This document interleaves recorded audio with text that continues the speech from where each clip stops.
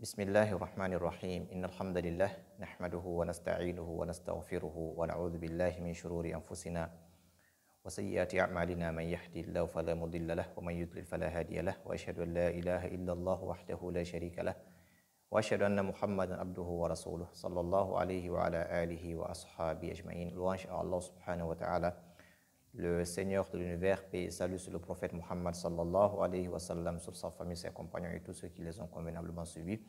Bienvenue sur notre chaîne Comprendre l'Islam, chaîne qui vous permet d'apprendre cette religion de par la meilleure compréhension qui est celle du prophète et de ses compagnons. Bienvenue dans ce cours de Al-Qur'an wa Tajwid, Tajwid wa Al-Qur'an.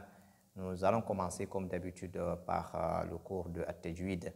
Et je rappelle que nous apprenons le livre Tuhfatul Atfal, le trésor des enfants, livre qui nous parle ici des règles de At-Tajwid, les règles de la lecture du Coran.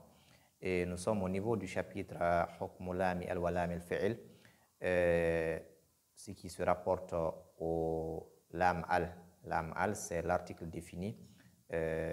Donc en arabe, cette lettre Lam, qui est Lam al, a deux règles.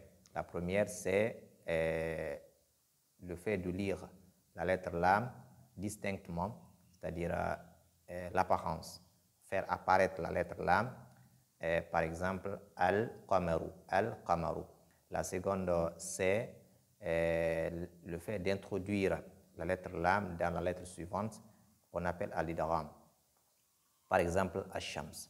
Nous allons aujourd'hui prendre la dernière partie du chapitre, qui est Lamul Fi'il. Lamul Fi'il, c'est cette lettre Lam qui se trouve dans le verbe. Dans le verbe. La lettre Lam qui porte Sukun, qui se trouve dans le verbe. Et le Cheikh il dit dans le vers 29, وَأَظْهِرَنَّ لَامَ فِعْلٍ مُطْلَقًا فِي نَحْوِ قُلْ نَعَمْ وَقُلْنَا وَالْتَقَى. وَأَظْهِرَنَّ fait apparaître.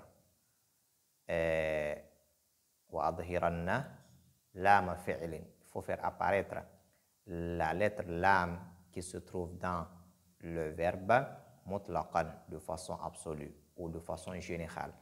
Et le cheikh ici, il fait allusion au verbe du passé, au verbe à l'impératif, que cette lettre soit à la fin du mot ou au milieu du mot. Donc, de façon générale, il dit il faut faire apparaître la lettre Lam se trouvant dans le verbe. Et je rappelle que cette lettre fait partie des lettres originelles du verbe. Donc, on ne peut pas soustraire cette Lam du mot. Ensuite, il va donner des exemples. Il dit fi nahwi qul na'am wa qulna waltaqa. Par exemple, quand tu dis qul na'am, on veut parler de cette lettre qul, cette lettre Lam qui se trouve dans qul, qul na'am.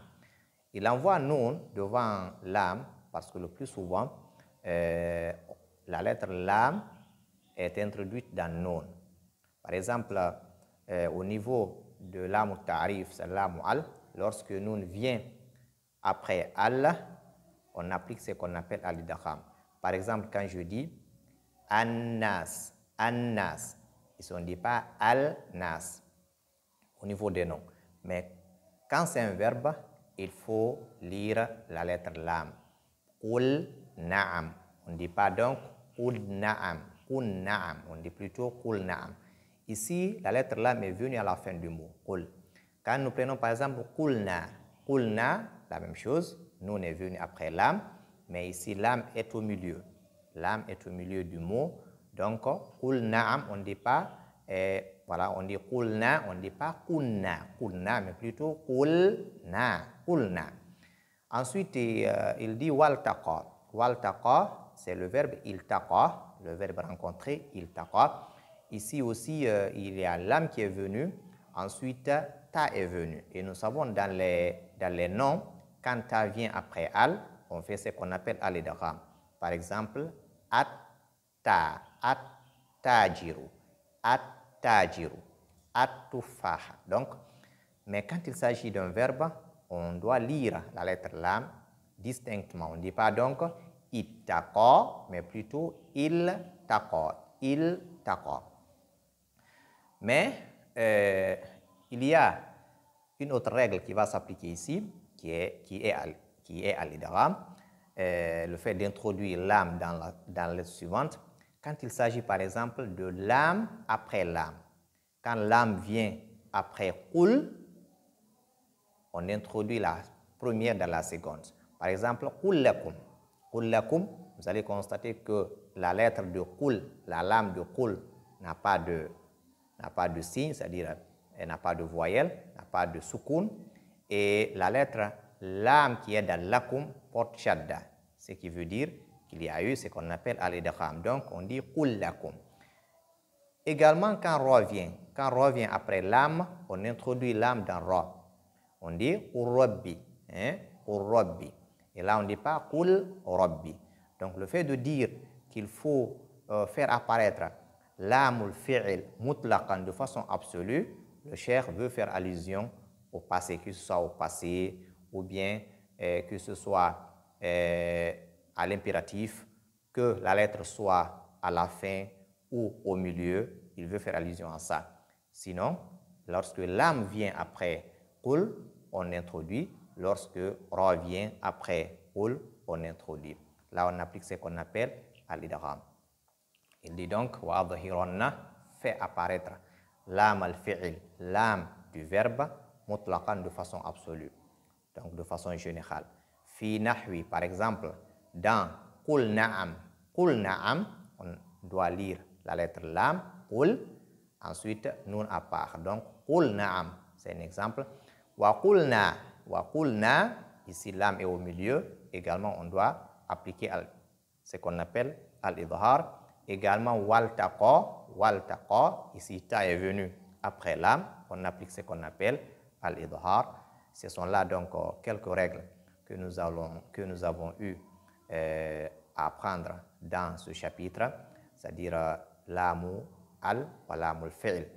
En résumé, quand il s'agit de lamu al, c'est l'article défini qui vient au début des noms, il y a deux règles qu'il faut appliquer. La première, lorsque la lettre lam est suivie des lettres lunaires, c'est-à-dire al-huruf al-qamariyya, qui sont au nombre de 14,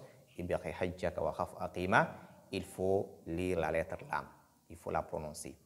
Et lorsque lam est suivie d'une des lettres de ash-shamsiyya, les lettres solaires, qui sont dans Tiba thumma sil ruhman tafuz difdha ni'am da'su adannin zur sharifan lil karam. Ici, il faut appliquer ce qu'on appelle al-idgham. Il faut introduire la lettre lam, c'est l'article lam, dans la lettre suivante, tout en faisant un accent, c'est-à-dire tout en appuyant. Donc, il faut un peu de force parce qu'il y a une lettre ici qui est double. Donc, ce sont là les règles de lam at-ta'rif. Quant au lam al-fi'il, la lettre lam qui se trouve dans les verbes, le cheikh nous dit de les faire apparaître, mais nous avons signalé qu'il y a deux autres lettres. Quand ils suivent la lettre lam du verbe, il faut faire ce qu'on appelle al-idgham.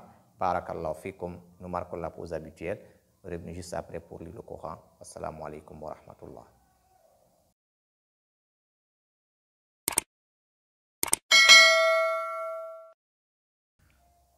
Bismillahirrahmanirrahim. Alhamdulillah wa salatu wa salamu ala rasulillah. Nous allons lire aujourd'hui la sourate Al-Alaq. A'udhu billahi minash shaytanir rajim. Bismillahirrahmanirrahim. Iqra bismi rabbikal ladzi khalaq. خلق الإنسان من علق اقرأ وربك الأكرم الذي علم بالقلم علم الإنسان ما لم يعلم كلا إن الإنسان ليطغى أن رآه استغنى إن إلى ربك الرجعى أرأيت الذي ينهى عبدا إذا صلى أرأيت إن كان على الهدى أو أمر بالتقوى أرأيت إن كذب وتولى ألم يعلم بأن الله يرى كلا لئن لم ينته لنصفعا بالناصية ناصية كاذبة خاطئة فليدع ناديا سندع الزبانية كلا لا تطعه واسجد واقترب. Voilà, nous allons rappeler quelques règles ici. Iqra bismi rabbika alladhi khalaqa khalaqal insana. Là, on applique al-ikhfa.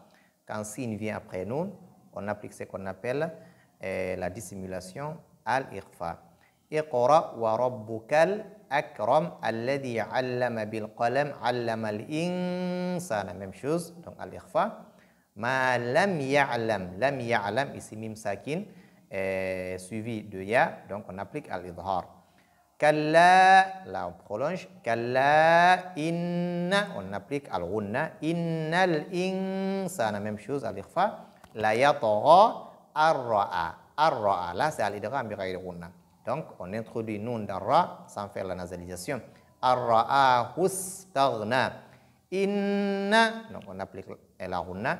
Inna ila rabbika ruja'a. أرأيت الذي ينهى ينهى là c'est l'idhar ha est venu après nun sakin abedan idha salla tanwin est venu et suivi par hamza donc on applique l'idhar qui est l'apparence abedan idha salla أرأيت in kana on applique l'ikhfa ala al-huda أو amara bit-taqwa أرأيت in kadhaba même chose l'ikhfa wa tawalla alam ya'lam bi là on applique ce qu'on appelle al-ikhfa al-shafawi parce que ba est venu après mim as-sakina, une règle que nous avons déjà prise. Bi anna Allah alam ya'lam bi anna Allah yara kalla la illam nun sakin avec lam on applique la règle al-idgham bi ghayri gunna illam yantahi al-ikhfa la nasfa'an bi on applique al-iqlab. Voilà que nous avons enseigné depuis les règles de an-nun as-sakin. Bin nasiya nasiyatin kadhiba nasiyatin kadhiba là c'est al-ikhfa kadhibatin kha là c'est al-idhar kadhibatin khati'a falyad'u nadiyah sanad'u az-zabaniyah kalla la tuti'hu wasjud waqtarib. Voilà, on doit donc retenir ces règles. Qu'Allah subhanahu wa ta'ala nous facilite la compréhension, qu'il bénisse le savoir. Barakallahu fikum jami'an. Au prochain cours, incha'Allah. Wassalamu alaikum wa rahmatullahi wa barakatuhu.